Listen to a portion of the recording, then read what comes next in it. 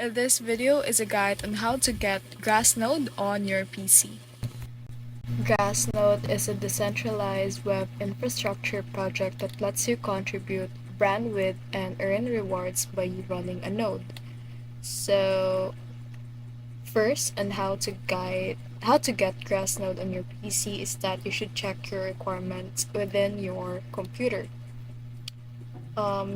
You should have a running Windows, Mac OS, or Linux, a stable internet connection, and at least 4 GB RAM. Download the Gross Node software.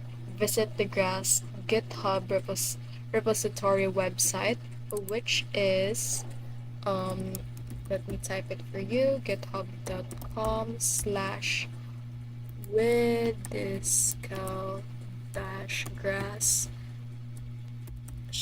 So this is basically the site.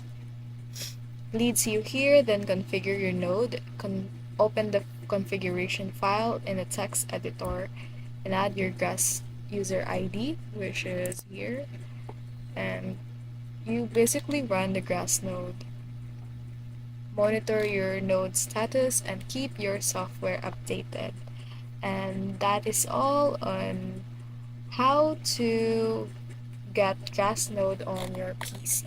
So, yes.